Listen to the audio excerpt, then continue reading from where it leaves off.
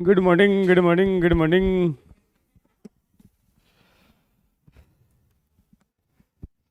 कैसे दोस्त में आ गए? हो गया। और बच्चों, क्या हालचाल? क्या हालचाल डॉक्टर साहब? हैं? कैसे हो? मस्त हो? मस्त, जबरदस्त। चलो तो फिर, चलो चलो चलो चलो चलो चलो, मेल रिप्रोडक्टिव सिस्टम चालू कर दिया था, खत्म करते हैं आज। और फीमेल रिप्रोडक्टिव स्टार्ट करते हैं।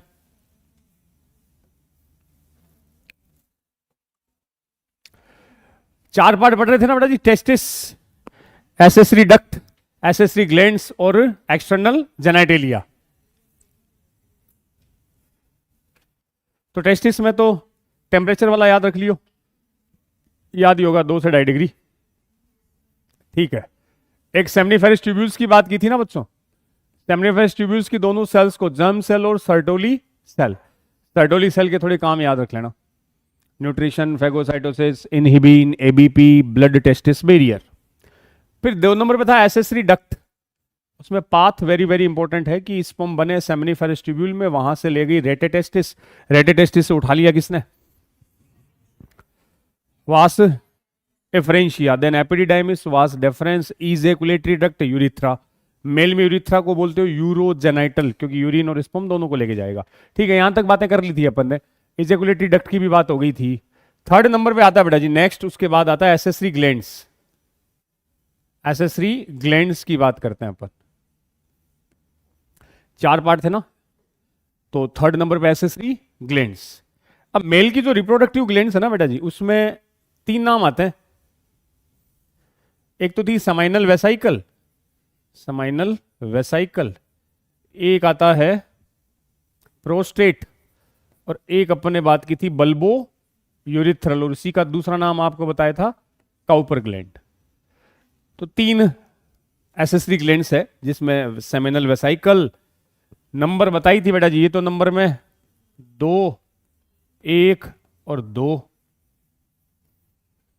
ये होती है। तो पूछ ले कौन सी ग्लैंड अनपेयर्ड है? प्रोस्टेट। ठीक है, इनसे का जो सिक्रीशन होगा समाइनल वेसाइकल से, तो बोल देना समाइनल फ्लूइड। इससे जो रिलीज होगा वो बेटा जी प्रोस्टेटिक फ्लूइड, प्रोस्टेटिक फ्लूइड। इससे आ गया काउपर फ्लूइड या bulbo urethral fluid, Cowper fluid या बल्बो यूरिथ्रल फ्लूइड, काउपर या बल्बो यूरिथ्रल फ्लूइड। अब इनके कंपोजिशन है बेटा जी, किसमें क्या प्रेजेंट होता है कंपोजिशन। तो कंपोजिशन में देखियो,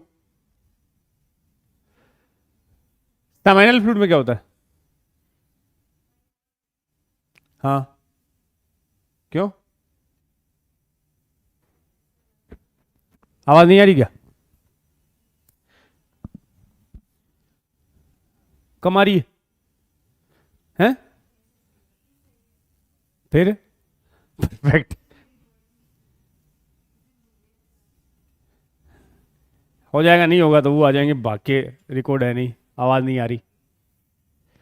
अब इसका जो सेमाइनल फ्लूइड में देखो बेटा जी होता क्या क्या, ये थोड़ा सा ध्यान रख लियो। एक शुगर होती है इसमें, फ्रक्टोज। एक एक प्रोटीन होता है फिब्रिनोजन। प्रोस्टेटिक फ्लूइड में कैल्शियम, कुछ क्लोटिंग एंजाइम्स, और एक एसिड भी होता है। छोड़ो, इसका जो फंक्शन है बेटा जी काउपर फ्लूइड का, कंपोजिशन तो क्या है, इसका फंक्शन जरूर 2 ध्यान रख लेना, फिर मैं बात करता हूं। एनसीईआरटी ने एक साथ लिख दिया कि ये जो फ्लूइड आते हैं ना ग्लैंड से, वो constituents fructose, calcium and certain enzymes, ऐसे लिखा। वो सर्टेन एंजाइम्स ये वाले हैं, क्लोटिंग एंजाइम, कैल्शियम, फ्रक्टोज। पहले सुनो फ्रक्टोज का रोल क्या है। फ्रक्टोज बच्चों शुगर होती है ना, ग्लूकोज और फ्रक्टोज, ये एक तरह से फ्यूल का काम करती है। फ्यूल का मतलब स्पर्म को क्या देगी? एनर्जी। अरे ग्लूकोज को तोड़ के एनर्जी लेते हो ना, वैसे फ्रक्टोज को तोड़ के स्पर्म एनर्जी लेता है, यूनिक है वो, ग्लूकोज से नहीं, फ्रक्टोज से लेता है। फाइब्रिनोजन याद करो, ब्लड पढ़ा आपने, कोगुलेशन प्रोटीन, ये ब्लड को क्लोट करती है, लेकिन यहां किसको जमाएगी? सीमेन को, कोगुलेशन ऑफ सीमेन। सीमेन वो वाला फ्लूइड जिसमें स्पर्म होते हैं, उसको जमा देगी। अब बेटा जी कोगुलेशन करने में फायदा, एक तो सीमेन लिक्विड है, पानी है, एक हनी है। अब सोचो पानी और हनी है, दोनों में स्पर्म मूव कर रहे हैं, फास्ट मूवमेंट। पानी में हनी विस्कस है, कोगुलेट है, तो स्पर्म की मूवमेंट स्लो डाउन हो जाएगी। तो फायदा कल बताया था मैंने, मेल की बॉडी में स्पर्म की मूवमेंट को कम, उसे समझाया गया है कि तू अपनी एनर्जी को वेस्ट मत कर, आगे उसको इन्वेस्ट करना है। मतलब तुझे एनर्जी को कंज्यूम नहीं, कंजर्व कर। इसलिए सीमेन को क्या कर देगा? क्लोट, ताकि स्पर्म की मूवमेंट क्या हो जाए? Slow down. स्पर्म की मूवमेंट को स्लो डाउन करने के लिए, उसकी एनर्जी को बचाने के लिए इस प्रोटीन ने सीमेन को कोगुलेट कर दिया। उसमें क्लोटिंग एंजाइम का भी रोल होता है। बात आती है इधर बेटा जी, ये जो काउपर फ्लूइड है ये क्या करता है? इसके दो रोल है। एक लिखा है प्रोवाइड ल्यूब्रिकेशन, एक है रिमूव एसिडिटी। एनसीईआरटी में तो एक ही बताया, रिमूव एसिडिटी ऑफ यूरिथ्रा, और ल्यूब्रिकेशन प्रोवाइड करना। कैसे? सुनो, होता क्या है कि जो यूरिथ्रा होता है, यूरिथ्रा बेटा जी, मेल यूरिथ्रा, स्पोर को अपन ने बोला था यूरोजेनाइटल मीटस एपरेटस। अब इन जनरल यूरिथ्रा से क्या आता है? यूरिन। यूरिन स्पर्म का कॉमन पाथ था ना, तो यूरिथ्रा से कौन आ रहा है? यूरिन आ रहा है। यूरिन आ रहा है मतलब पीएच यूरिथ्रा की क्या होगी? आपने यूरिन की पीएच पढ़ी है क्या? सुनी है क्या? यूरिन की पीएच कितनी होती है? 6 होती है। 6 का मतलब वो कैसा है? एसिडिक। तो इन जनरल जब यूरिन आएगा तो यूरिथ्रा की नेचर कैसी होगी? एसिडिक। और याद रखना, एसिडिक मीडियम में स्पर्म की वाइबिलिटी कम हो जाती है। अगर मीडियम एसिडिक, एक बार स्टेटमेंट आया था पीवाईक्यू में, एसिडिक मीडियम अगर है तो स्पर्म लंबे टाइम तक जिंदा नहीं रहेगा। तो उन भाई साहब को मीडियम कैसा चाहिए? बेसिक।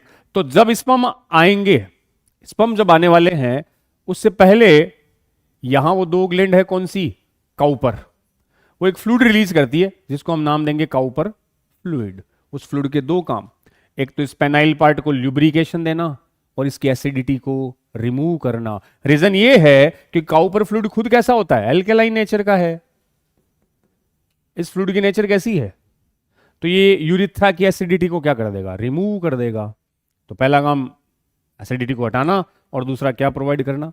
ल्यूब्रिकेशन, ताकि स्पर्म की मूवमेंट इजी हो जाए। ये दो रोल है इसका ऊपर फ्लूइड के। तो 3 एसेसरी ग्लैंड है बेटा जी, याद रख लियो, सेमाइनल वेसाइकल, प्रोस्टेट और काउपर। पूछा जाए कि फ्रक्टोज किस में प्रेजेंट होता है? फ्रक्टोज सेमाइनल फ्लूइड में, सेमाइनल वेसाइकल के फ्लूइड में होगा फ्रक्टोज। ठीक है ना? एक नंबर ध्यान रख लिया, कौन 1 है कौन 2 है, पेड कौन सी है, अनपेड कौन सी है। अब ये जो सीमेन के लिए वर्ड अपन ने यूज कर ना, इसके बारे में सुनियो कि सीमेन एक्चुअल में है क्या, किसके कंपोजिशन से बना है ये। तो जो सीमेन है, इसमें एनसीईआरटी कहती है स्पर्म होते हैं प्लस ये बना होता है सेमाइनल प्लाज्मा का। Sperm plus seminal plasma. मैंने ध्यान देना इस वर्ड पे, मैंने सेमाइनल फ्लूइड नहीं लिखा है बच्चों, हमने लिखा है सेमाइनल प्लाज्मा। प्लाज्मा का मतलब इसमें तीनों फ्लूइड है।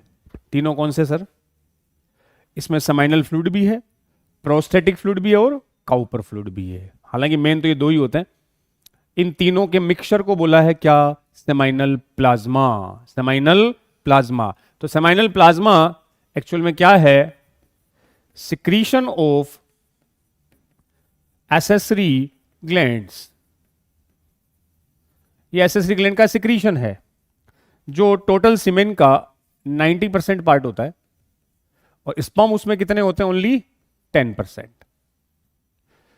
तो स्पर्म और जब इस फ्लूइड को मिक्स कर देंगे ना, तो वो क्या बन जाएगा? सीमेन।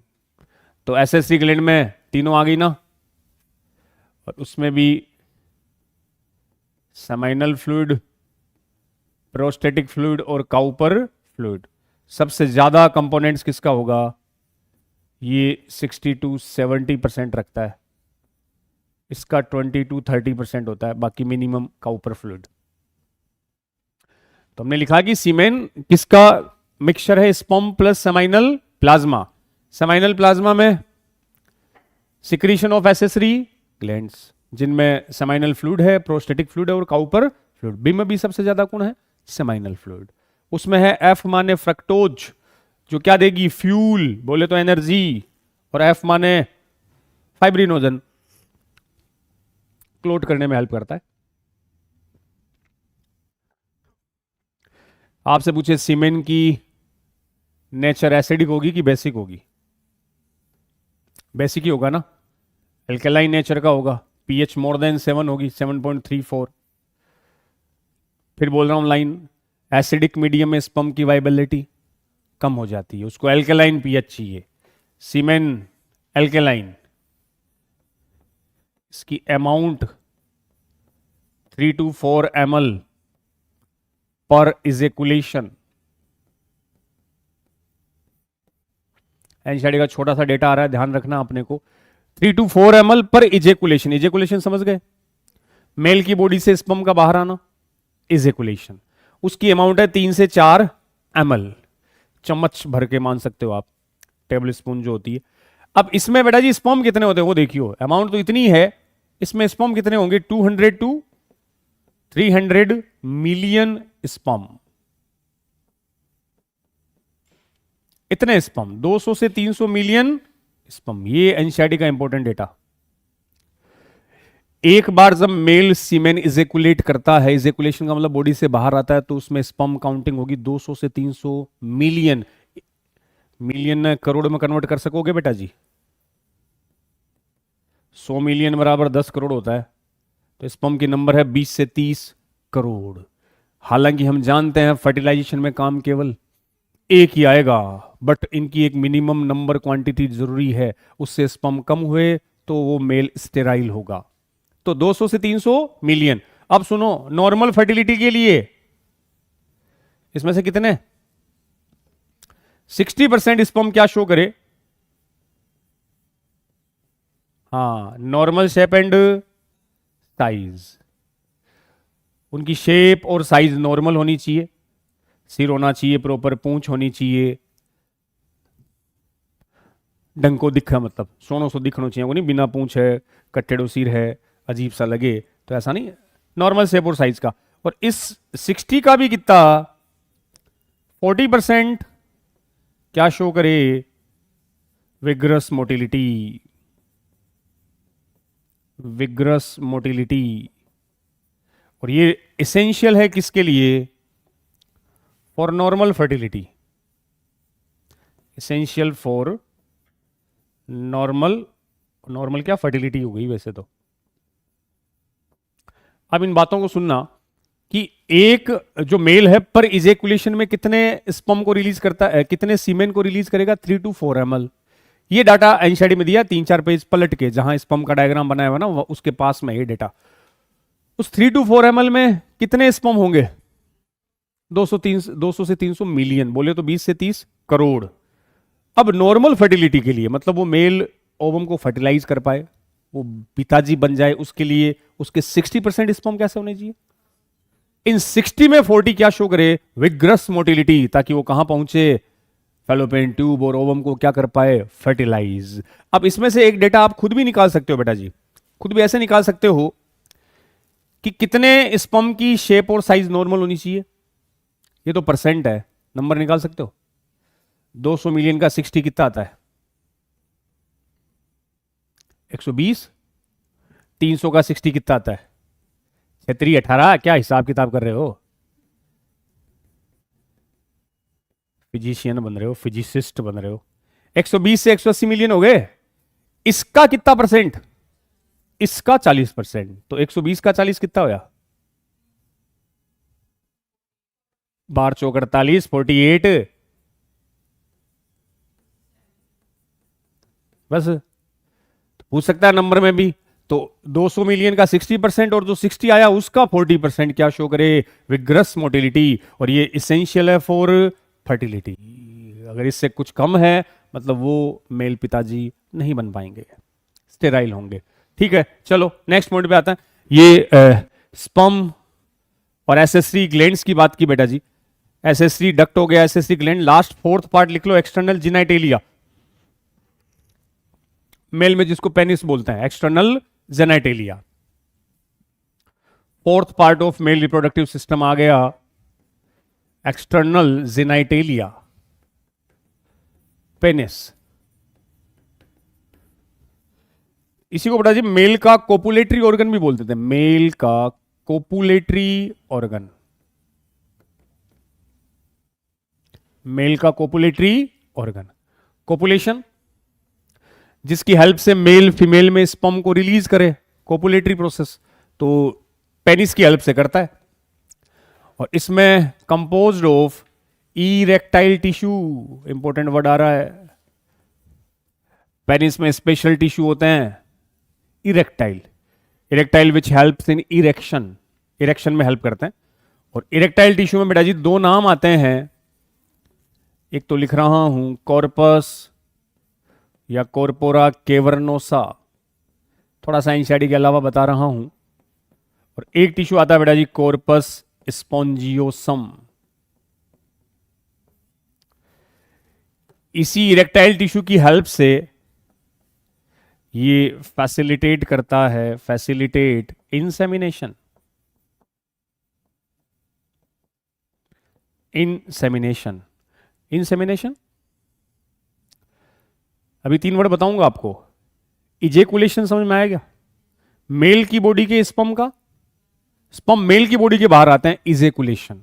वही स्पर्म फीमेल की बॉडी में जा रहे हैं, insemination. Insemination in females reproductive tract. तो मेल से स्पर्म फीमेल की बॉडी में जाना बेटा जी इंसेमिनेशन है, मेल की बॉडी के बाहर आना इजेकुलेशन है। और एक और वर्ड आएगा स्पर्मिएशन, तीनों समझते हैं। तो मेल एक्सटर्नल जेनेटेलिया में प्रेजेंट होंगे स्पेसिफिक टिश्यू जिनको बोला गया इरेक्टाइल, ये हेल्प करते हैं पेनिस के इरेक्शन में। इरेक्शन के बाद ही वो स्पर्म को क्या करेगा, ट्रांसफर, फैसिलिटेड इंसेमिनेशन। अब जब इसका ट्रांसफर सेक्शन देखते हैं बेटा जी पेनिस का, तो उसमें डोर्सल और वेंट्रल साइड पे टिश्यू होते हैं। तो आप इसमें ध्यान रख लीजिए कि जो डोर्सल साइड है उसमें तो ये 2 टिश्यू आ गए, कॉर्पोरा केवर्नोसा, और वेंट्रल साइड में एक टिश्यू आ गया स्पॉन्जियोसम। यहां वो ब्लड वेसल्स इसमें रहती है, आर्टरी वगैरह कैविटीज यहां प्रेजेंट होती है। तो स्ट्रक्चर में ऐसे है कि जो ये टिश्यू दिख रहे हैं ये है कॉर्पोरा केवर्नोसा, तो इनकी नंबर भी होती है 2, और ये पेनिस के डोर्सली लोकेटेड होते हैं। ये साइड है मान लो वेंट्रल, वेंट्रल में ये है कॉर्पर स्पॉन्जियोसम, ये नंबर में 1 होता है, इसकी 1 नंबर है। ये यहां है ब्लड वेसल्स, आर्टरी वगैरह, ये है वही यूरो जेनाइटल मीटस या पोर जो भी बोलो, यूरिथ्रल मीटस ही लिख दिया मैंने, मीटस का मतलब पोर ही होता है ना, यहां से यूरिन और स्पर्म दोनों आएंगे। तो क्वेश्चन एक ये बन गया कि भैया डोर्सली लोकेटेड इरेक्टाइल टिश्यू तो है कॉर्पोरा केवर्नोसा, और उसकी नंबर कितनी है 2। स्पॉन्जियोसम कितना है 1, ये 1 है, ये वेंट्रली होगा वो डोर्सल, इसकी नंबर 1 और वो 2। अब आपसे पूछे यूरिथ्रल पोर किसमें है, स्पॉन्जियोसम में, स्पॉन्जियोसम में है।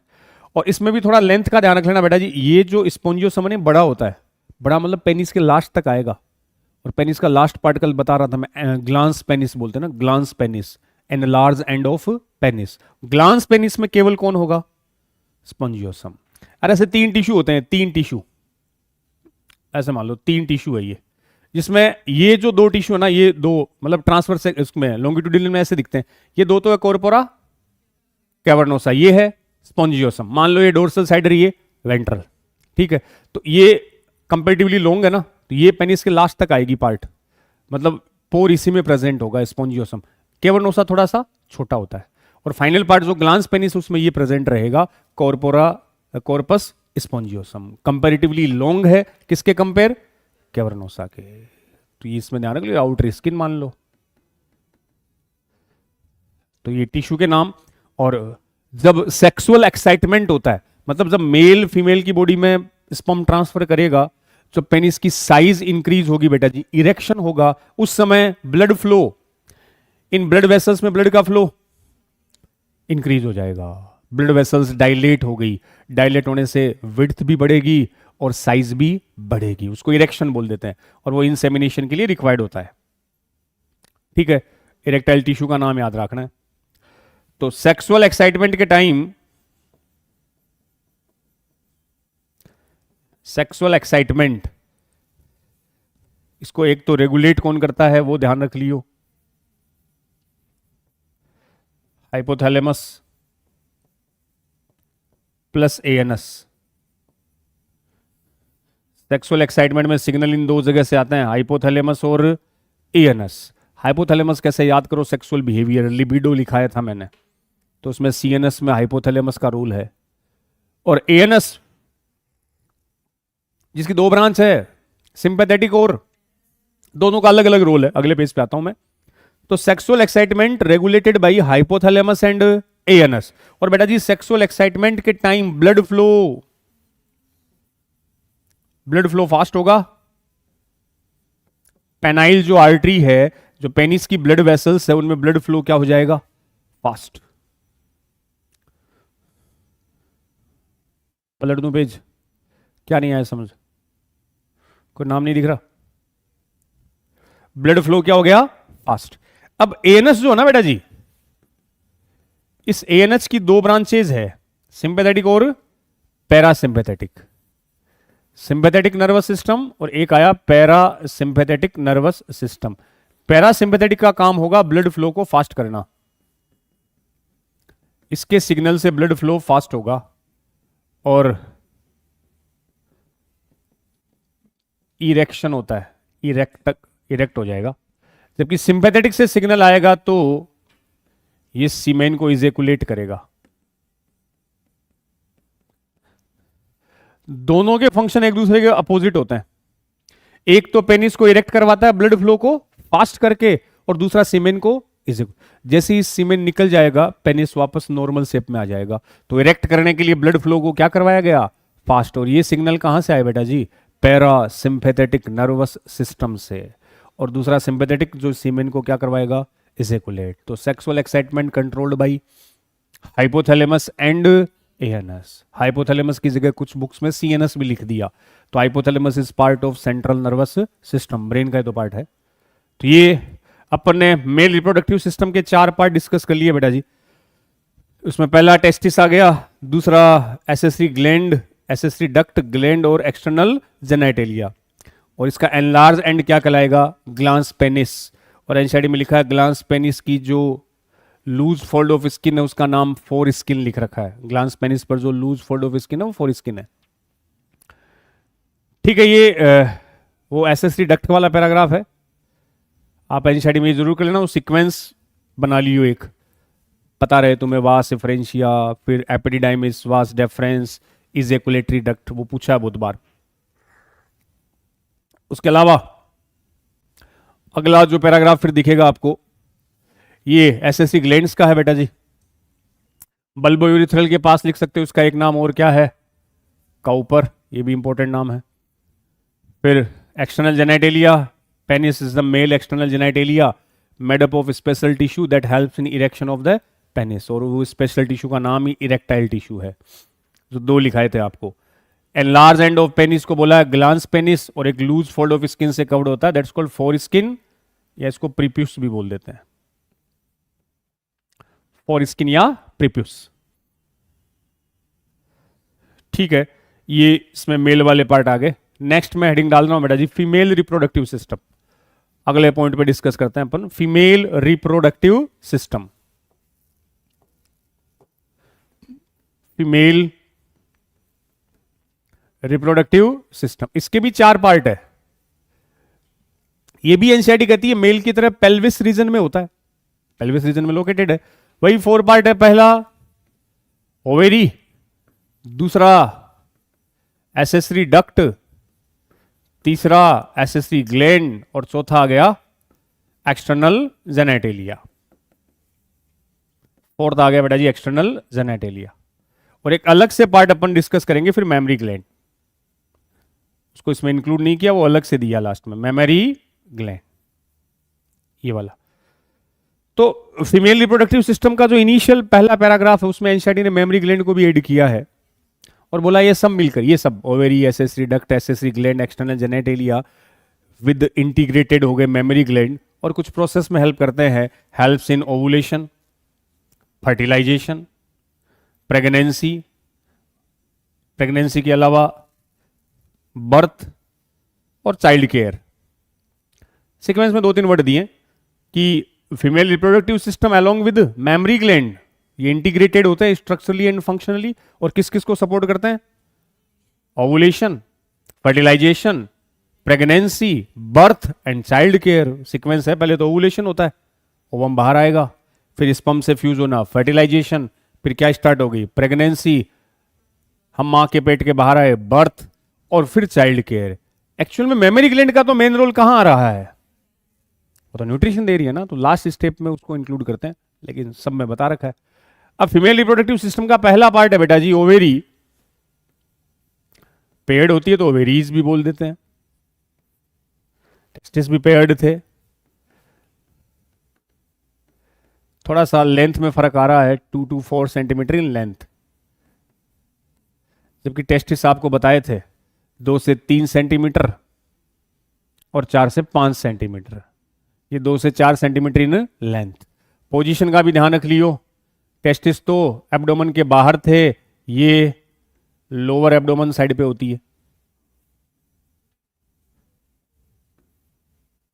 एब्डोमेन में भी लोअर साइड में, लेटरल लोअर साइड में, तो एब्डोमेन कैविटी के बाहर नहीं, एब्डोमेन के अंदर ही है, लोअर एब्डोमेन। ओवेरी से बेटा जी गैमेट तो बनता ही है, साथ में कुछ स्टीरॉयड हार्मोन भी रिलीज करती है। स्टीरॉयड के बारे में जान गए ना आप, ऐसे हार्मोन जो लिपिड वाले हो बच्चों, ओवेरियन हार्मोन्स,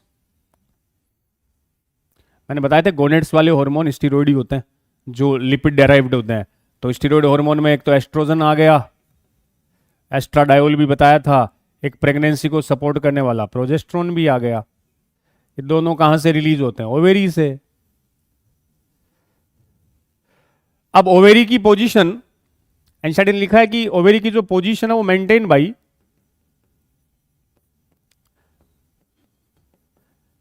लिगामेंट्स, ओवेरी की जो पोजीशन है वो मेंटेन बाई लिगामेंट्स।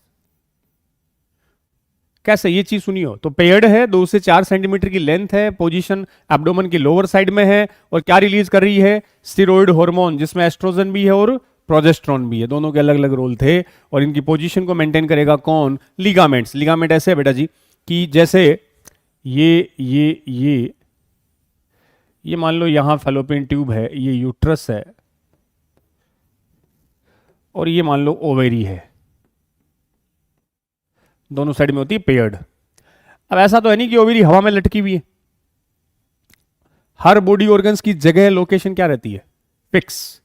तो बॉडी के अंदर है लेकिन जगह फिक्स होगी ना, ऐसा नहीं कि भी उल्टे पुल्टे हुए, इधर उधर हुए तो ओवेरी घूम के पीछे गई, पीछे से आगे आ गई, कभी इंटेस्टाइन में फंस गई, ऐसा नहीं होता। सबकी जगह क्या है, जैसे किडनी तुम्हारे में कहां है, डोर्सली, तो मैं बता रहा था ना डोर्सली होती है, तुम आगे पीछे होगी तब भी वहीं रहेगी, वो उसके लीवर की तरफ नहीं आती या इंटेस्टाइन पीछे नहीं जाती।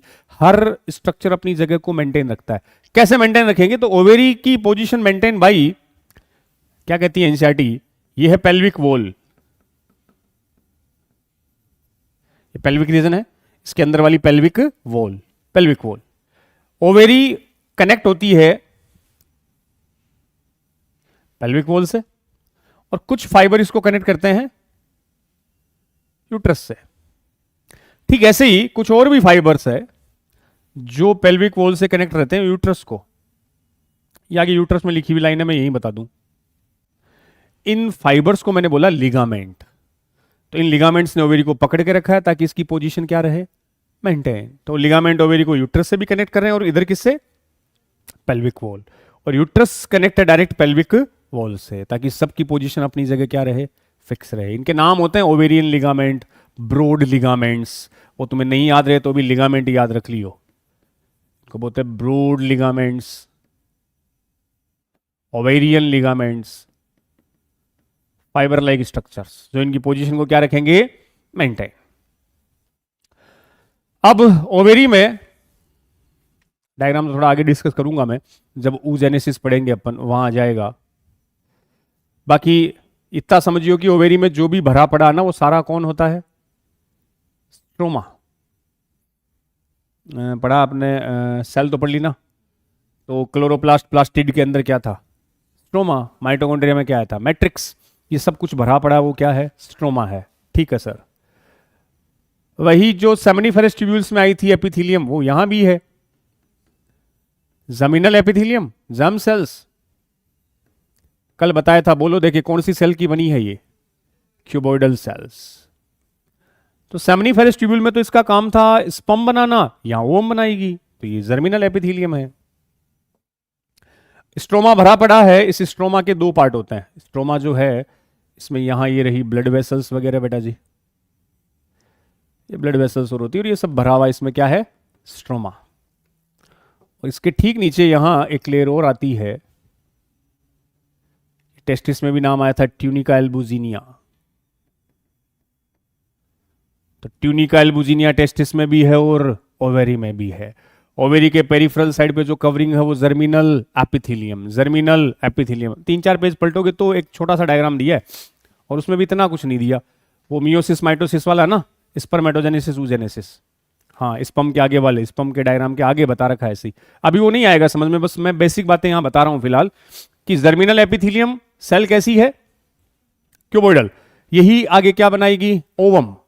उसके नीचे एक और लेयर आ गई किसकी, ट्यूनिका एल्बुजिनिया, और ये टेस्टिस में भी थी।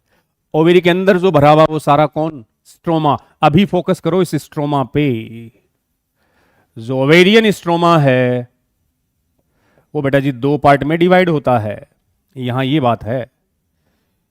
एक इसका पेरिफेरल पार्ट, एक इसका सेंट्रल पार्ट। पेरिफेरल हमेशा क्या कहलाएगा, कॉर्टेक्स, और इनर वाला पार्ट हमेशा मेडुला। आपने एड्रिनल ग्लैंड भी पढ़ी है, हमने किडनी भी पढ़ी है, दो पार्ट आए थे कॉर्टेक्स एंड, कॉर्टेक्स हमेशा पेरिफेरल होगा, मेडुला हमेशा इनर होगा। अब देख के बताओ ये ब्लड वेसल्स कहां होगी, इतना भी मत देखो, अरे बीच में है ना, ये है पेरिफेरल पार्ट, तो मेडुला में है। तो मेडुला में प्रेजेंट होती है ब्लड वेसल्स, नर्व फाइबर, ये सब यहां प्रेजेंट होते हैं। तो गुरुजी कॉर्टेक्स में क्या होता है, ओवम बनने की प्रोसेस को क्या कहते हो, oogenesis। वो कहां चलेगा, वो कॉर्टेक्स में है। ये जो ओवम है बच्चों वो यहां बनेगा, यहां से चालू होगा, ऐसे अलग अलग इवेंट्स आएंगे ये। तो oogenesis takes place in peripheral part of ovary, और पेरिफेरल पार्टी कौन है, कॉर्टेक्स। कॉर्टेक्स कैसा पार्ट हुआ, पेरिफेरल पार्ट हुआ, और इसी में क्या चलता है, oogenesis। तो क्वेश्चन बन गया, oogenesis ओवेरी के कौन से पार्ट में, कॉर्टेक्स में। वो कैसा पार्ट है, पेरिफेरल। और जर्मिनल एपिथेलियम थी जो गैमेट्स बना रही थी, नीचे tunica albuginea, tunica albuginea.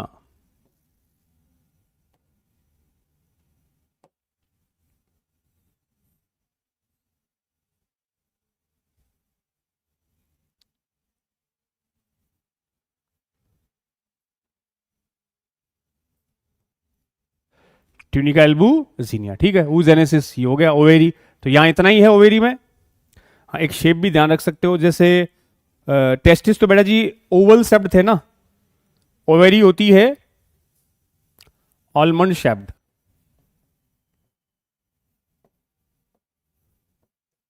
Almond shaped, बादाम जैसी, और टेस्टिस थे ओवल, ठीक है। और position maintain by ligament, clear. ये पहला पार्ट आ गया ओवेरी, जिसका काम ही ओवम बनाना और कुछ स्टीरॉयड हार्मोन्स रिलीज करता है, जिनको मैं बोलता हूं ovarian hormones like progesterone and oestrogen.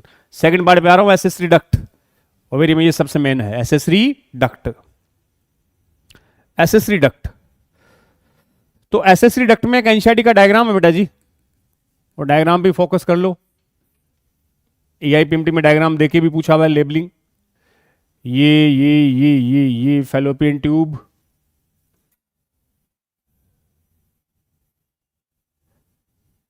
और ये बना देता हूं, एक साइड की बना दूं, ये मैं समझ लियो, ये रही यहां ओवेरी, इसमें होगा oogenesis, ओवेरी में होगा oogenesis। और इन फिंगर लाइक प्रोजेक्शन को क्या कहते हो? फिम्बरी, ये फिम्बरी हो गए। अब यूट्रस के अंदर यहां वो एक लेयर है,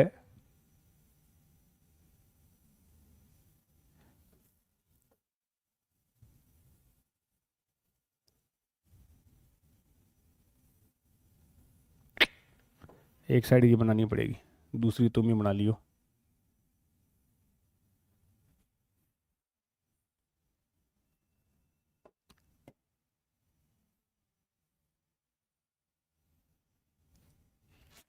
नहीं बैठेगा।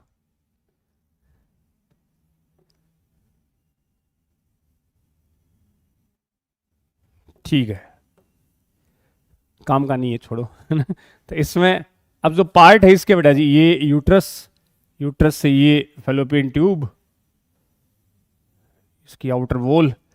अब इसमें लेबलिंग में जो आता ना, ये तो ओवेरी आ गई, इस फिंगर लाइक प्रोजेक्शन को बोल दिया फिम्बरी। अब इसके तीन पार्ट है, पहला तो इनफंडिबुलम, और जो वाइडेस्ट पार्ट है बेटा जी वो क्या है? एम्पुला। और ये वाला पार्ट है इस्थमस, और तीनों ही पार्ट किसके हैं? फैलोपियन ट्यूब के। फैलोपियन ट्यूब को ही क्या बोल सकता हूं मैं? ओविडक्ट। ये ओविडक्ट होती है, फैलोपियन ट्यूब और ओविडक्ट। यहां ये जो फर्स्ट पार्ट है इसका, ये फंडस बॉडी, ये सर्विक्स, सर्विक्स की कैविटी को बोल दिया सर्वाइकल कैनाल।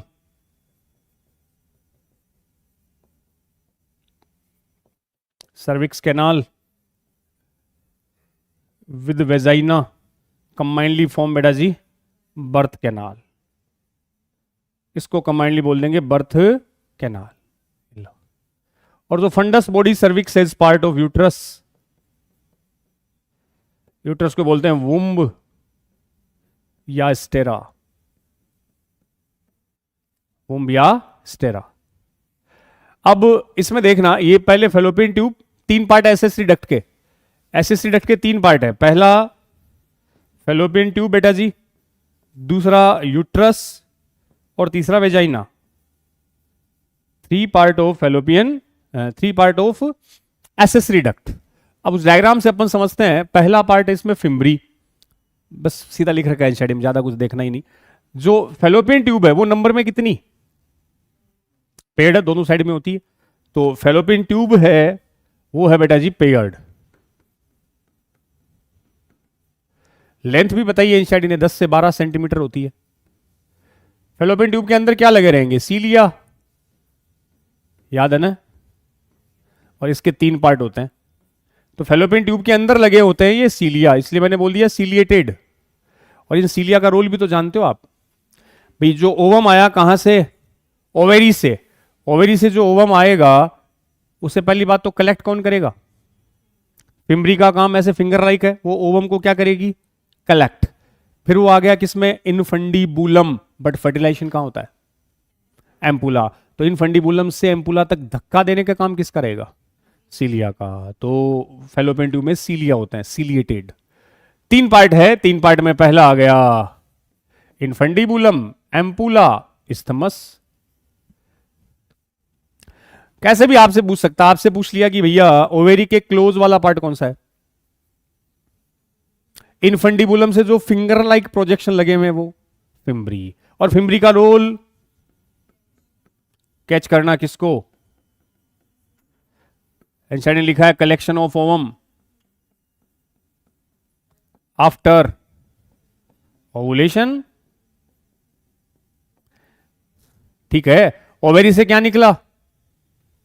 ओवम। ओवम निकलने की प्रोसेस, और उसको कैच किसने किया? फिम्बरी ने। ठीक है, तो सबसे पहले फिम्बरी, फिम्बरी से इनफंडिबुलम, देन एम्पुला, और फाइनली इस्थमस। एम्पुला ध्यान है और रखना भी, एम्पुला इसका सबसे कैसा पार्ट है? वाइडेस्ट पार्ट, और एक्चुअल साइट ऑफ फर्टिलाइजेशन। अभी बता दे रहा हूं, सुन लेना कि फर्टिलाइजेशन कहां होता है? एम्पुला में। ये फैलोपियन ट्यूब का सबसे वाइडेस्ट पार्ट है, और यहां कौन सी प्रोसेस होगी? फर्टिलाइजेशन। अरे फूले हुए पार्ट को एम्पुला बोलते हैं। कल वास्ट डिफरेंस में एम्पुला नहीं आया था क्या? मेमोरी ग्लैंड में भी आएगा। फूला हुआ पार्ट कौन है? एम्पुला। ध्यान दो, पुरानी कुछ एनसीईआरटी में आगे जब फर्टिलाइजेशन हम पढ़ेंगे ना बच्चों, वहां लिखा है कि फर्टिलाइजेशन एम्पुला में होता है। ओके, ऑप्शन में एम्पुला है ही नहीं, तो एम्पुलरी इस्थमिक जंक्शन, ये ampulla isthmic junction, fertilisation takes place in ampulla isthmic junction. ये आगे फर्टिलाइजेशन में फिर बताऊंगा मैं। और वैसे कुछ नहीं है तो अपना किसको टिक लगाना है? एम्पुला। फिर एनसीईआरटी कहती है कि इस्थमस का ल्यूमेन नैरो होता है, इस्थमस का ल्यूमेन नैरो, और वो ज्वाइन करता है किसको? यूट्रस को। तो पहला पार्ट इनफंडिबुलम, जिस पर फिंगर लाइक प्रोजेक्शन कौन है? फिम्ब्री, जिसका रोल है कलेक्ट करना ओवम को, कब? After ovulation. Then transfer to ampulla, ampulla से फिर किस में गया? इस्थमस का नैरो ल्यूमन, ल्यूमेन कैसा है? नैरो, और वो ज्वाइन करता है किसको? यूट्रस को। इनफंडिबुलम तुमने वहां भी पढ़ा है, इस्थमस भी पढ़ा है। थायराइड ग्लैंड याद करो, थायराइड ग्लैंड की दो लोब थी, दोनों को जोड़ने वाला पार्ट क्या था? इस्थमस। तो ये भी एक तरह से ओविडक्ट और यूट्रस को जोड़ रहा है, इस्थमस। नैरो ल्यूमेन लिखा है तुम्हारी एनसीईआरटी में, ठीक है। अंदर कौन लगे पड़े हैं? सीलिया, तो मैंने बोल दिया सीलिएटेड। तो ओविडक्ट या फैलोपियन ट्यूब। क्वेश्चन घुमा फिरा के कैसे भी दे दे, तुम्हें बोल दे कि फैलोपियन ट्यूब के सीलिया काम नहीं कर रहे, cilia become non functional, cilia become non motile, then what will happen? नहीं होगा फर्टिलाइजेशन। बिना सीलिया के ओवम एम्पुला तक नहीं आएगा, एम्पुला तक नहीं आएगा तो फर्टिलाइजेशन भी पॉसिबल। फैलोपियन ट्यूब हटा के किसी की प्लास्टिक की ट्यूब लगा दे, सोचो ऐसे काम कौन करेगा? अरे कोई भी करे, हाइपोथेटिकल क्वेश्चन तुम्हें दे दिए, फैलोपियन ट्यूब निकाली, वहां क्या जोड़ दी? रबड़ की ट्यूब, प्लास्टिक की ट्यूब जोड़ दी, फिर क्या हुआ? नहीं होगा फर्टिलाइजेशन। बस आंसर एक ही देना, फर्टिलाइजेशन नहीं होना। चलें, तो ये डिस्कस किया बेटा जी अपन ने फैलोपियन ट्यूब के बारे में। अब मैं बात कर रहा हूं यूट्रस की। यूट्रस, ये बीच की कैविटी को बोल दिया यूट्राइन कैविटी। यूट्रस का एक नाम और लिखा मैंने, वुम्ब, बच्चादानी। हम 9 महीने मां की इस यहीं पर रहेंगे यूट्रस में। और एक वर्ड और लिखा है, हाइस्टेरा। क्यों लिखा है सर? EIPMT 2014 नहीं 2015 एक वर्ड आया था, हाइस्ट्रेक्टोमी। और जब टोमी आ जाए ना तो समझ जाना किसी न किसी पार्ट को हटाया जा रहा है, चाहे वो ट्यूबेक्टोमी हो, चाहे वो वैसेक्टोमी हो, अपेंडेक्टोमी हो, कुछ भी हो। हाइस्ट्रेक्टोमी का मतलब हाइस्ट्रा किसको बोला? यूट्रस को। तो बेटा जी रिमूवल ऑफ यूट्रस, यूट्रस को रिमूव करने की प्रोसेस के लिए एक वर्ड आता है हाइस्ट्रेक्टोमी, रिमूवल ऑफ यूट्रस। तो कई बार यूट्रस में ट्यूमर हो जाता है, कुछ भी रीजन हो तो यूट्रस को ही निकाल देते हैं, उस कंडीशंस को बोला जाता है हाइस्ट्रेक्टोमी। टोमी लग गया मतलब हटाना, यूट्रस को हटाना, हाइस्ट्रेक्टोमी। ठीक है। अब इस कैविटी में फिटस डेवलप हुआ, फिर वो वेजाइना और ये जो सर्विक्स कैनाल और वेजाइना ये मिलकर बेटा जी क्या बन रही है? Birth canal. यहीं से बर्थ होता है, बस यहीं साइड में डायग्राम दिया, इसको वहां से भी देख लो, ये वाला है, ठीक है। हाँ, ये 3 लेयर वाला थोड़ा सा और अपन क्लियर कर लेते हैं। एक जो सर्वाइकल कैनाल और वेजाइना है, ये मिलकर क्या बनाती है? थ्योरी में लिखा है एनसीईआरटी ने, तुम यहां भी लिख सकते हो। ये कंबाइनली क्या बना रही है? बर्थ कैनाल है, ठीक है। अब ये जो पार्ट है, यहां फीटस का डेवलपमेंट होता है, इस जगह यूट्राइन कैविटी। ये 3 लेयर दिख रही है बच्चों, एंडोमेट्रियम, मायोमेट्रियम, पेरीमेट्रियम। ये किसकी लेयर है? यूट्रस की। यूट्रस की 3 लेयर है ना, इसमें नाम से समझो, पेरी तो सबसे आउटर, मायो मिडल, एंडो सबसे इनर। अब मायो का मतलब क्या होता है? Muscles, myology, study of muscles. तो जो मायोमेट्रियम है, इसमें आपको क्या दिखाई देगी?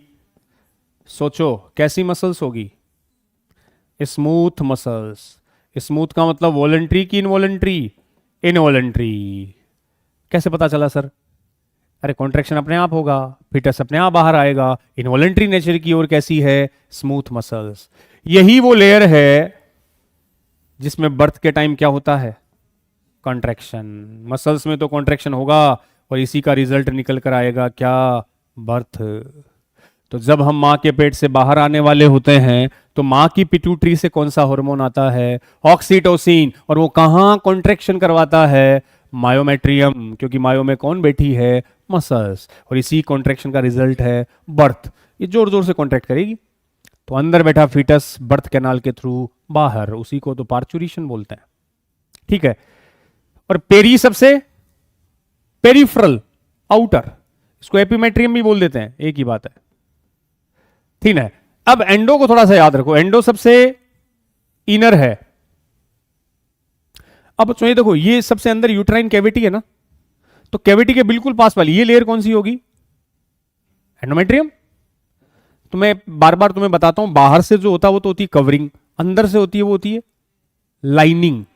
अंदर से होती है उसको क्या बोलेंगे? लाइनिंग। तो एनसीईआरटी लिखती है कि एंडोमेट्रियम इस कैविटी की लाइनिंग बनाती है। अंदर से तो क्या बनाएगी? लाइनिंग। और एंडोमेट्रियम के लिए भी लिखता है show cyclic changes during menstrual cycle. Menstrual cycle में पढ़ेंगे। मेंस्ट्रुअल साइकिल में क्या होता है? फीमेल में 28 डेज का पीरियड है, उसमें ब्लीडिंग होती है। वो जो ब्लड बाहर आता है उसका रीजन यहां सुन लो, वैसे तो डिटेल में आगे पढ़ना ही है उसको। सबसे अंदर कौन सी लेयर है? एंडोमेट्रियम। एक्चुअल में बेटा जी जब फर्टिलाइजेशन हो जाता है ना, जब जाइगोट वाइगोट बन जाता है तो वो फिर आ जाता है यूट्रस में, यहां आ जाता है और आके वो कहां चिपकता है? एंडोमेट्रियम में। एंडोमेट्रियम से चिपकने को हमने बोला था इम्प्लांटेशन। इम्प्लांटेशन। अब वो 9 महीने तक वही रहेगा, वही डेवलप होगा। बट अगर प्रेगनेंसी ना हो, फर्टिलाइजेशन हुआ ही नहीं, तो इस एंडोमेट्रियम की मोटी ताजी लेयर का कोई काम। तो इस एंडोमेट्रियम की एक्स्ट्रा लेयर को झाड़ देते हैं, शेड ऑफ, तोड़ देते हैं, और जब वो टूटती है तो ब्लड आता है और वही ब्लड वेजाइना के थ्रू बाहर, उसी को बोलते हैं मेंस्ट्रुअल साइकिल। ये मेंस्ट्रुअल साइकिल में डिटेल में डिस्कस अपन करने वाले हैं। आप यहां ये याद रखो कि बर्थ के टाइम कॉन्ट्रैक्शन किस में होता है? क्योंकि शरीर में मसल्स है। और मेंस्ट्रुअल साइकिल में साइक्लिक चेंजेस कौन शो करती है? एंडोमेट्रियम, क्योंकि ये सबसे इनर मोस्ट है, इसी के टूटने से ब्लीडिंग होती है। और अगर ये ना टूटे इसका मतलब प्रेगनेंसी आ चुकी है और इंप्लांटेशन हो गया है, मेंस्ट्रुअल साइकिल स्टॉप हो गई। ये सब डिस्कस अपन आगे कर लेंगे। ठीक है, इसको देख लियो। ये एसेसरी डक्ट आ गई, उसमें तीनों पार्ट आ गए, fallopian tube, ovary, fallopian tube, uterus, और लास्ट पार्ट में डिस्कस कर रहा हूं मैं, वेजाइना। ठीक है ना, ये लिखा हुआ है सब। ये आ गया ओवुलेशन, फर्टिलाइजेशन, प्रेगनेंसी, बर्थ और चाइल्ड केयर। चाइल्ड केयर में मेमोरी ग्लैंड भी इंक्लूड होती है। ये पैराग्राफ ओवेरी की तारीफ कर रहा है। पहला पैराग्राफ ओवेरी के बारे में बताया, वो सारी चीजें अपने लिख ली, कोर्टेक्स और इनर मेडुला। अगला पैराग्राफ फैलोपियन ट्यूब के बारे में है बेटा जी। एक हाँ इनफंडिबुलम है ना, जो फनल शेप्ड होता है, फनल शेप्ड। फनल समझते हो? कुंपी, कुंपी नहीं होती क्या? फनल शेप्ड होता है। इसके एज पर वो फिंगर लाइक फिमरी वगैरह थे। ठीक है, ये पूरा उसी में आ गया, funnel shaped infundibulum. Next paragraph uterus का है। फैलोपियन ट्यूब के बाद जो अगला पैराग्राफ बेटा जी वो यूट्रस के लिए है, जिसको अपन वुम्ब भी बोलते हैं। मैंने एक वर्ड हाइस्ट्रा भी लिखा है, वो भी मेंशन कर लेना। इसकी तीनों लेयर आ गई, ये पेरीमेट्रियम, मायोमेट्रियम और सबसे अंदर एंडोमेट्रियम, जो साइक्लिक चेंजेस दिखाती है ड्यूरिंग मेंस्ट्रुअल साइकिल। सारी जो बातें बताई वो यहां मेंशन है। अब एक्सटर्नल जेनेटिलिया से पहले जो थर्ड पार्ट है फीमेल रिप्रोडक्टिव सिस्टम का, उसमें एसेसरी डक्ट में बेटा जी, डक्ट में पहला तो आ गया फैलोपियन ट्यूब, दूसरा यूट्रस और तीसरा वेजाइना। वेजाइना को कंसीडर कर लेते हैं फीमेल का कोपुलेटरी ऑर्गन। जैसे मेल का कोपुलेटरी ऑर्गन तो पेनिस था। अब पेनिस बेटा जी कोपुलेशन के टाइम स्पर्म या सीमेन को कहां रिलीज करेगा? वेजाइना में, फीमेल रिप्रोडक्टिव ट्रैक्ट में। और वेजाइना में मेंशन एक कर सकते हो, ये नॉन ग्लैंडुलर होती है, मतलब कोई ग्लैंड्स फ्लैंड्स इसमें नहीं होती। और एक चीज, इसमें कुछ सिम्बाइटिक बैक्टीरिया होते हैं, होस्ट लैक्टोबैसिलस बैक्टीरिया, ये एक ध्यान रख लियो, इसमें लैक्टोबैसिलस बैक्टीरिया प्रेजेंट होते हैं। ये वही है जो दूध को दही में बदलते हैं। यहां काम इनका, ये बैक्टीरिया क्या बनाते हैं? Lactic acid. और वो लैक्टिक एसिड क्या करता है बेटा जी? पीएच को कम, मतलब वेजाइना में पीएच को एसिडिक रखा जाता है, लगभग 4 to 5 बताते हैं। एसिडिक पीएच का फायदा है प्रोटेक्ट करना इन्फेक्शन से, प्रोटेक्ट फ्रॉम इन्फेक्शन। तो वेजाइना की पीएच इन जनरल एसिडिक होती है। ठीक है, हमारे भेजे में ये भी है कि गुरुजी जब स्पर्म आए तो स्पर्म को तो एसिडिक मीडियम से एलर्जी है, एसिडिक मीडियम में तो उनकी वाइबिलिटी कम हो जाएगी। उस टाइम कोपुलेशन के टाइम पहले फ्लूइड आता है ल्यूब्रिकेशन के लिए और वो एसिडिक पीएच को न्यूट्रलाइज भी कर देता है, बट इन जनरल वहां मीडियम कैसा रहेगा? एसिडिक। एसिडिक के लिए कौन रेस्पॉन्सिबल? ये वाला बैक्टीरिया जिनको फ्रेंडली बैक्टीरिया बोलते हैं, फ्रेंडली, इनका कोई साइड इफेक्ट या हार्मफुल इफेक्ट नहीं है। क्या रिलीज करेंगे? Lactic acid. एसिड है तो पीएच को क्या करेगा? कम। एसिडिक मीडियम प्रोटेक्ट करता है फर्दर इंफेक्शन से। It's a part of female copulatory organ. Side DPP में एक स्टेटमेंट है, उसमें ये लिखा है कि vagina is part of external genitalia. गलत, क्योंकि अभी हम बात कर रहे हैं ovary, accessory duct, accessory gland और लास्ट में आएगा एक्सटर्नल जेनाइटेलिया। उसमें वेजाइना इंक्लूड नहीं है, ये इंटरनल जेनाइटेलिया है, एक्सटर्नल का पार्ट नहीं है, ये एसेसरी डक्ट का पार्ट है। इसमें खुद में कोई ग्लैंड नहीं है, अलग से ग्लैंड्स होती है। कौन से बैक्टीरिया रखेगी? लैक्टोबैसिलस। क्या रिलीज किया? लैक्टिक एसिड, जिसने पीएच को किया एसिडिक, और वो प्रोटेक्ट करती है इन्फेक्शन से। तो ये सेकंड पार्ट हो गया बेटा जी, एसेसरी डक्ट। अब मैं आ रहा हूं एसेसरी ग्लैंड्स पर, और मेल में तो 3 नाम आए थे, फीमेल में एक ही याद रख लियो, या फीमेल रिप्रोडक्टिव ग्लैंड। एनसीईआरटी में नहीं दे रखा, बट नाम थोड़ा सा इंपॉर्टेंट इसलिए बता दूं तुम्हें। कौन सी? Bartholin gland. मेल में तो सेमाइनल, वेसाइकल, प्रोस्टेट कई है, फीमेल में एक नाम है Bartholin gland. Bartholin gland, vestibular gland भी बोल देते हैं इसको। बार्थोलिन और वेस्टिबुलर ग्लैंड, जो नंबर में 2 होती है, पेयर्ड,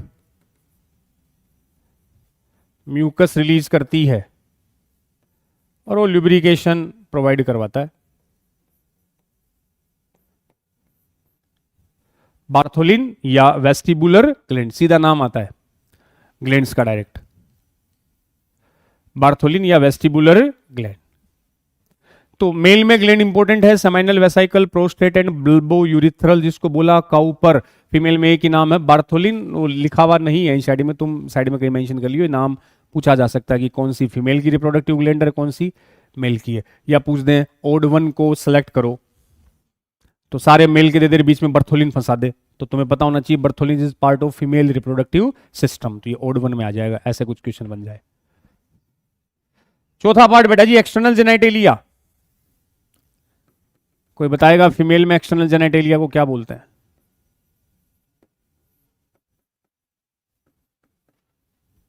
जैसे मेल में तो पेनिस बोलते हैं, फीमेल एक्सटर्नल जेनाइटेलिया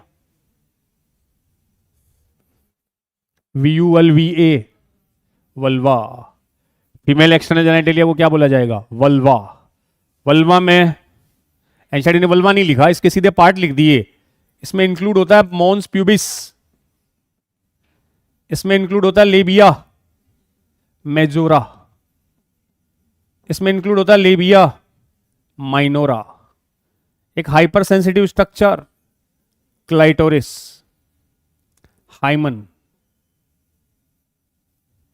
ये इंक्लूड है इस वल्वा में, जो कंसीडर करते हैं फीमेल का एक्सटर्नल जेनाइटेलिया। इसमें मैंने वेजाइना वर्ड लिखा ही नहीं, तो vagina is not A part of external genitalia, वो स्टेटमेंट ऐसा कहीं मेरे याद आ रहा है। तो वल्वा में mons pubis, majora, minora, clitoris and hymen. Clitoris को बेटा जी बोल दिया जाता है होमोलोगस टू पेनिस,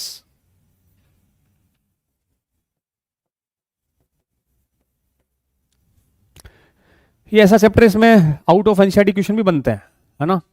कुछ ऐसे चैप्टर है अपने जिसमें आउट ऑफ एनसीईआरटी भी क्वेश्चन पूछ लिए जाते हैं बेटा जी, उसमें से ये है एक मेन चैप्टर। और मैं बार बार कहता हूं, तुम्हें कैसे पता चलेगा, तो 2010 के बाद के क्वेश्चन निकालो, लगेगा तुम्हें आइडिया कहां से कैसे क्या क्वेश्चन है। 2010 के बाद अगर पीवाईक्यू आपसे हो रहे हैं इजीली, मतलब वो चैप्टर तुम्हारा परफेक्ट है। 2010 से लेकर 23, 14 साल हो गए, 14 साल के सैकड़ों क्वेश्चन मिल जाएंगे इस चैप्टर से, 5-5, 6-6 क्वेश्चन आते हैं। तो लास्ट 14 ईयर्स के क्वेश्चन कर लो, उसमें से मोर देन 100 क्वेश्चंस की प्रैक्टिस तुम्हारी हो जाएगी पीवाईक्यू, और आपको आइडिया भी लग जाएगा कि इस चैप्टर से ऐसे ऐसे क्वेश्चन पूछे जाते हैं। तो दिखेंगे कुछ आउट ऑफ एनसीईआरटी भी, लेकिन क्लास ले रखी है, नोट्स वोट्स दे रखे हैं, तो कोई प्रॉब्लम नहीं आएगी, हो जाएगा। लेकिन करो भाई और पूछो। अब जो एक्सटर्नल जेनाइटेलिया है बेटा जी, इसमें जैसे एक तो कैविटी होती है, उसको वेस्टिब्यूल बोल देते हैं। वेस्टिब्यूल को कवर किए हुए मान लो लेबिया, ये लेबिया माइनोरा मान लेते हैं। इसके बाहर एक स्किन का फोल्ड लेबिया मेजोरा मान लो। ऊपर ये mons pubis, mons pubis fatty cushion like structure है। यहां पोर वेजाइनल ओरिफिस, एक मान लो यूरिथ्रल ओपनिंग, और वेजाइनल पोर ही पार्शियली कवर्ड बाई हाइमन। अब इसमें जो पोर्शन है बेटा जी, जैसे इस कैविटी को, तो जो बीच में कैविटी दिख रही है इसको तो बोल दिया वेस्टिब्यूल, कैविटी को बोलते हैं वेस्टिब्यूल। यहीं पर होती है बार्थोलिन ग्लैंड, तो उसको नाम ही दे दिया वेस्टिबुलर ग्लैंड। अपर वाला जो पोर है ये तो यूरिथ्रल ओपनिंग।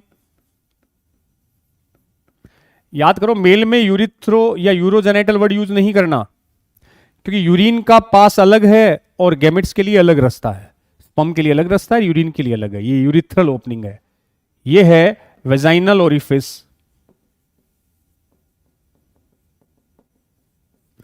पोर। तो यूरिथ्रल ओपनिंग अपर और वेजाइनल ओरिफिस लोअर साइड में। तीन चीजें अब ध्यान से दियो बेटा जी। यूरिथ्रल ओपनिंग से तो क्या एक्सक्रीट होगा, नाम यूरिथ्रल है, तो ये तो एक्सक्रीट, इसके थ्रू तो क्या आएगा बाहर, यूरिन। इस पोर से तीन बातें, कोपुलेशन के टाइम जो मेल का पेनिस इंसर्ट होगा वो कौन से पोर में, वेजाइनल ओरिफिस। स्पर्म रिलीज किस में होंगे, वेजाइनल ओरिफिस में। मेंस्ट्रुअल साइकिल में जो ब्लीडिंग होगी, जो ब्लड बाहर आएगा, वो भी किससे, वेजाइनल ओरिफिस से। और बर्थ के टाइम जो बच्चा बाहर आएगा, फीटस, वो भी वेजाइनल ओरिफिस से। तो बर्थ, ब्लीडिंग और सीमेन, तीनों के लिए है वेजाइनल ओरिफिस। और यूरिन के लिए कौन सा पोर है, यूरिथ्रल ओपनिंग। वेजाइनल ओरिफिस ही पार्शियली कवर्ड बाई एक मेम्ब्रेन है बेटा जी, जिसको क्या बोला जाएगा, हाइमन।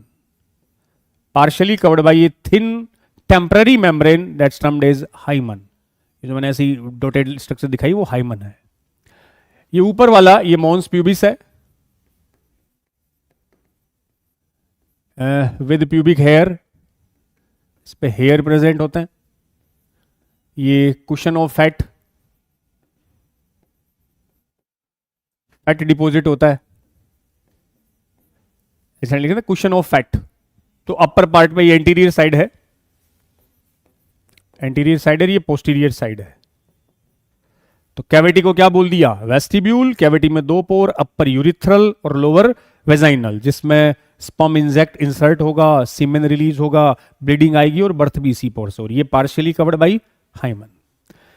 अब ये जो दो पोर्शन है बेटा जी, एक आउटर को तो बोल दिया मैंने लेबिया मेजोरा, इनर आ गया लेबिया माइनोरा। मेजोरा माइनोरा नाम से ही समझो, मेजोरा मतलब लार्ज फोल्ड है, minora small fold of skin है जो पेयर्ड होते हैं। अब इसी माइनोरा के अपर जंक्शन पे यहां पे बेटा जी वो लगा हुआ है क्लाइटोरिस। एनसीईआरटी में लिखा है tiny finger like, tiny finger like, hyper sensitive nerve endings होती है, हाइपर सेंसिटिव। और clitoris at upper junction of located होता है at upper junction of labia minora. Labia minora. तो एक्सटर्नल जेनेटिलिया जिसको कंबाइनली बोल दिया गया वल्वा। तो देख लो उसमें कैविटी कौन है, वेस्टिब्यूल। वेस्टिब्यूल में डबल ओपनिंग है बेटा जी। अपर तो कौन, यूरिथ्रल जिससे एक्सक्रीट होगा यूरिन। लोअर पे कौन, वेजाइनल जो पार्शियली या temporary covered by a thin membrane hymen.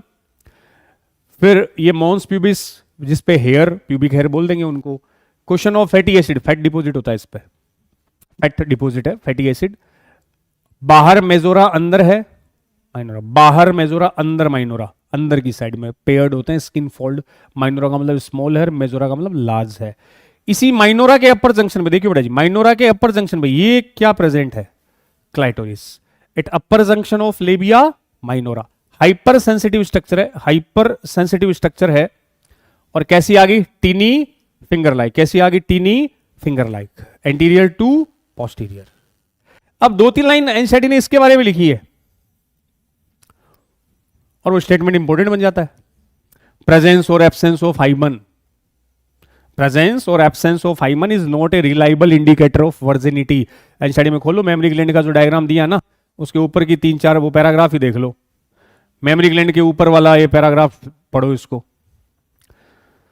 Hymen के बारे में। ये वो उसी का पैराग्राफ है, इसका ही वल्वा का, एक्सटर्नल जेनेटेलिया का पैराग्राफ है, एक्सटर्नल जेनेटेलिया का पैराग्राफ है।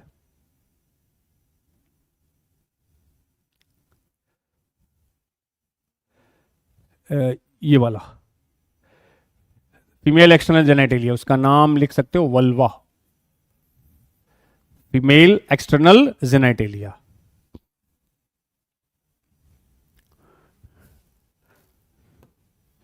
नीचे की 2-3 लाइन ये है, हाइमन के बारे में बता रखा है कि the hymen often torn during the first coitus. मतलब एक पार्शियल मेम्ब्रेन है और टेम्पररी है। पहली चीज बच्चों, ये वेजाइनल पोर को कंप्लीटली कवर नहीं करता। हाइमन वेजाइनल पोर को कंप्लीटली कवर, पार्शियल। सर क्यों, अगर कंप्लीट कवर करता तो मेंस्ट्रुअल साइकिल की ब्लीडिंग कैसे आती? तो पार्शियली कवर करता है, बीच में पोर भी होते हैं जहां से वो ब्लड बाहर निकलता है, पार्शियल कवरिंग। प्लस परमानेंट नहीं है, कैसी कवरिंग है, टेम्पररी, थिन मेम्ब्रेन है। अब होता क्या है कि इंटरकोर्स के टाइम, इंटरकोर्स समझ गए, कोइटस सेक्सुअल कॉन्टेक्ट, जब मेल पेनिस इंसर्ट करेगा, इंटरकोर्स या कोइटस, उस टाइम थिन मेम्ब्रेन है। वेजाइनल पोर में जब पेनिस इंसर्ट होगा तो हाइमन बेटा जी टॉर्न हो सकती है, इंटरकोर्स में टॉर्न होगी और उससे ब्लीडिंग भी आ सकती है। आगे एनसीईआरटी लिखती है कि जरूरी नहीं कि इंटरकोर्स के टाइम में टॉर्न हो, अगर कोई फीमेल एक्टिवली स्पोर्ट्स में पार्टिसिपेट करती है, कुछ एग्जाम्पल भी दिए जैसे हॉर्स बैक राइडिंग कर रही है, साइकिलिंग कर रही है, मतलब एक्टिवली पार्टिसिपेट करती है, तो भी हाइमन टॉर्न हो सकती है। और एक लिखा है इंजर्शनल ऑफ वेजाइनल टेम्पोन, सडन जोल्ट या जर्क, झटके से वेजाइनल टेम्पोन के इंजर्शन से भी ये टॉर्न हो सकती है। ये वेजाइनल टेम्पोन क्या है,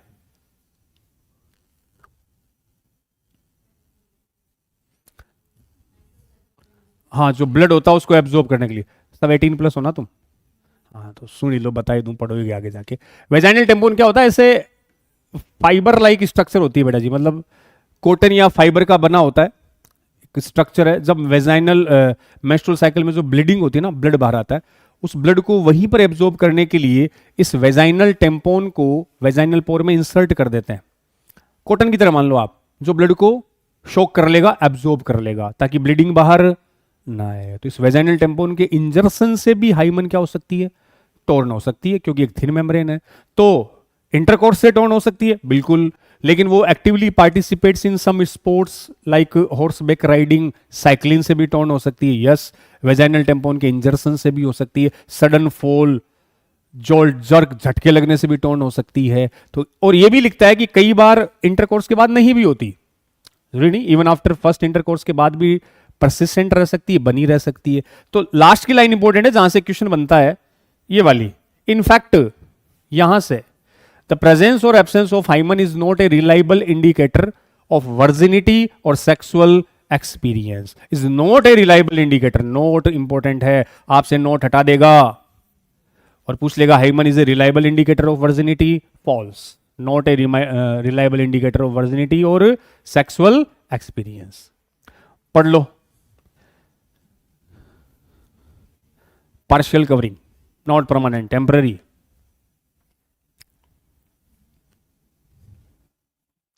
फिर मेमोरी ग्लैंड के बारे में थोड़ा सा वो भी करा दूं, फीमेल वाला पार्ट कंप्लीट। कल चालू करेंगे गैमेटोजेनेसिस, स्पर्मेटोजेनेसिस और oogenesis। साथ साथ एनसीईआरटी पढ़ती रही भैया। एक ऐसा सा डायग्राम भी आता है कहीं, ये तो नहीं, इसमें तो बस पार्ट दिए हैं, थोड़े क्लियर भी नहीं है। इसकी बजाय इस वाले डायग्राम को थोड़ा अच्छे से देख लियो, इससे क्वेश्चन आया हुआ है।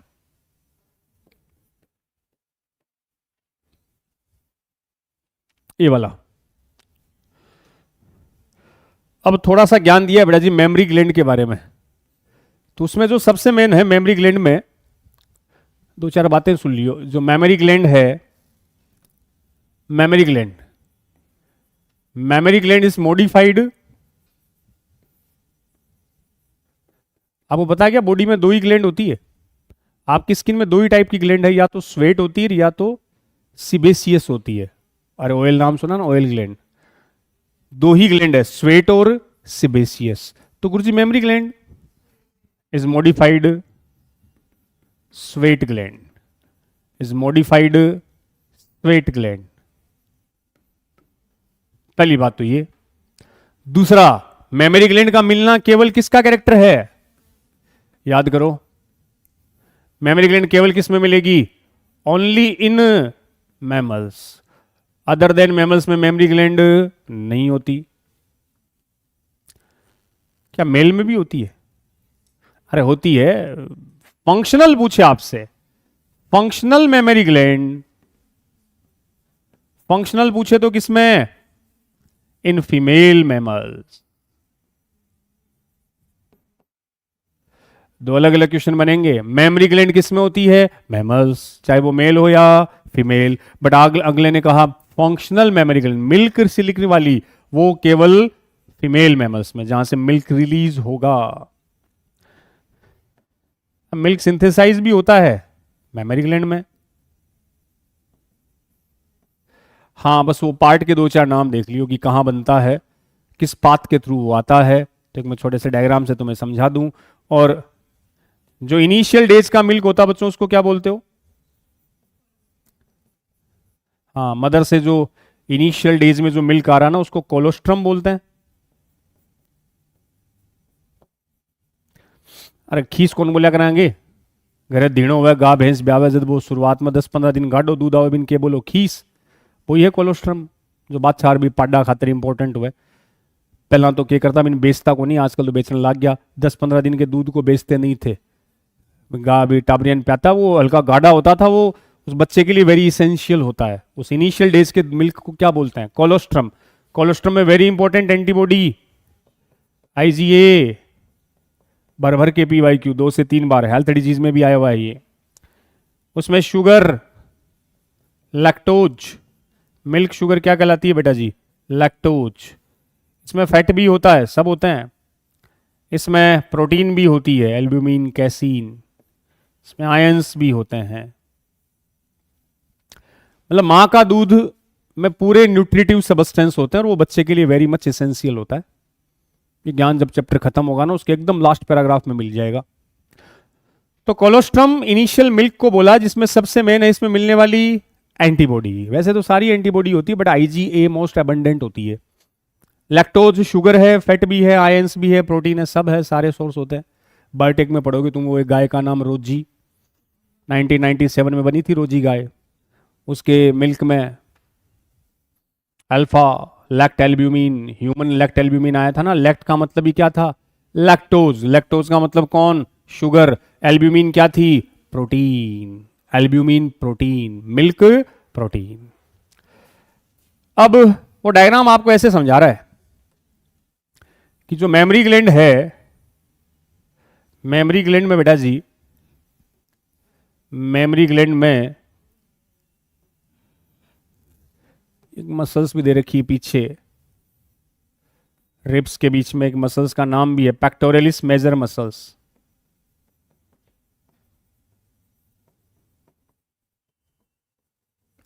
मेमरी ग्लैंड के बैक साइड में होती है सपोर्टिंग के लिए, पेक्टोरियल्स मेजर मसल्स।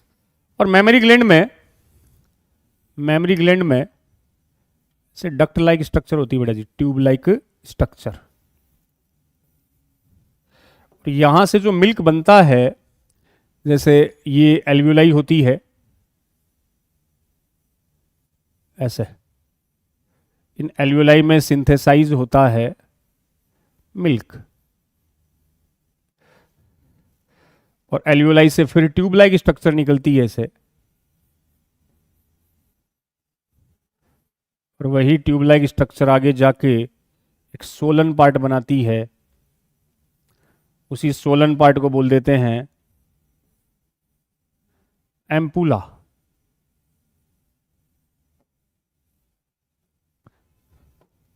और एम्पूला आगे फिर अलग अलग ट्यूब में ओपन होता है ऐसे।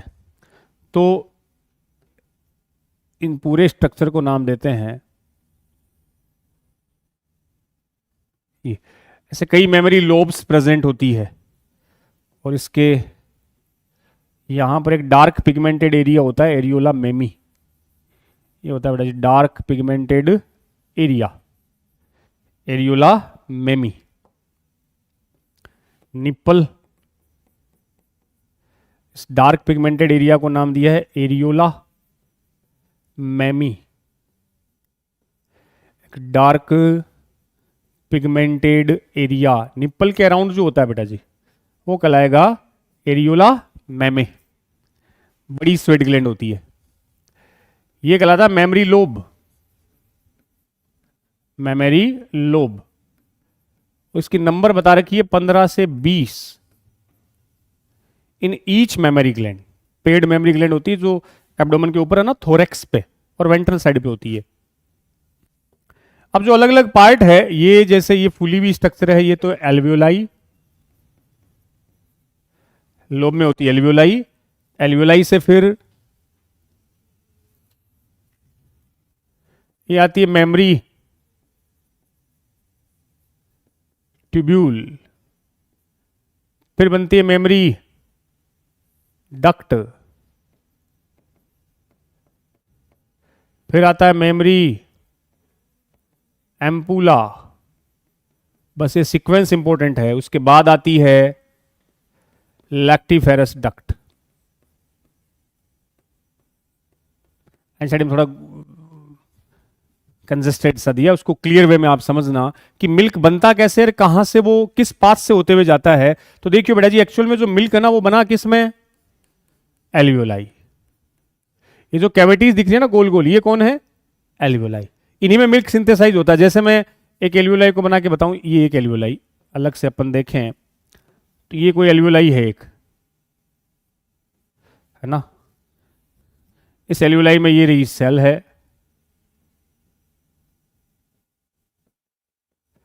तो एल्वियोलाई में ये तो आ गया क्लस्टर ऑफ सेल्स। एक एल्वियोलाई का डायग्राम बना के बता रहा हूं। ये एल्वियोलाई की कैविटीज है, और इस कैविटी को बोला है ल्यूमेन।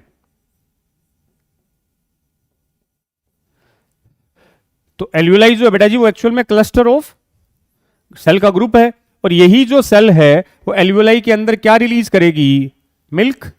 मिल्क बनाएगी ये सेल, और वो मिल्क उस एल्वियोलाई की कैविटी में स्टोर हो जाएगा। वो कैविटी को क्या कहा, ल्यूमेन। तो ल्यूमेन एक्चुअल में मिल्क को क्या करती है, स्टोर्ड मिल्क। तो हमने एक एल्वियोलाई की बात की कि एक्चुअल में जो मिल्क सिंथेसाइज होता है वो कहां होगा, एल्वियोलाई में। तो ये पूरा बड़ा पोर्शन क्या कहला रहा है, memory lobe. Each memory gland में ऐसी कितनी लोब है, 15 से 20। और मेमोरी लोब में ये कौन है, एल्वियोलाई। एल्वियोलाई में क्या सिंथेसाइज हुआ, मिल्क, वो क्लस्टर ऑफ सेल्स है। फिर देखो एल्वियोलाई से आगे कहां चले अपन, मेमोरी ट्यूब। कई ट्यूब मिलकर आपस में क्या बनाएगी, मेमोरी डक्ट। मेमोरी डक्ट फिर जाके एक सोलन स्ट्रक्चर में खुलेगी, जिसको क्या बोलोगे, एम्पूला। एम्पूला किस में खुलेगा, लैक्टिफेरस डक्ट, और वो निपल के थ्रू बाहर। ये मिल्क कंडक्शन पाथ होता है, इसको थोड़ा सा ध्यान रखना, ये सीक्वेंस पूछी जा सकती है। ये सोलन स्ट्रक्चर ही कौन है, एम्पूला, देन लैक्टिफेरस डक्ट। और निप्पल के चारों ओर जो डार्क पिगमेंटेड एरिया है बेटा जी वो क्या, एरियोला मैमी। पहले ट्यूब फिर डक्ट, पहले ट्यूब फिर डक्ट देन एम्पूला। ये सीक्वेंस आप उस एनसीईआरटी में जो डायग्राम है वहां लिख लेना बच्चों। और जो मसल्स है पीछे सपोर्टिंग के लिए वो कौन सी है, pectoralis major muscles, pectoralis major muscles. ये पैराग्राफ है फंक्शनल मेमोरी ग्लैंड का। यहां इसके ऊपर जो जगह पड़ी है ना, स्टार्ट होता है पेज, वो सीक्वेंस लिख लेना, कहां से मिल्क बनेगा, किस पाथ से होते हुए वो जाएगा।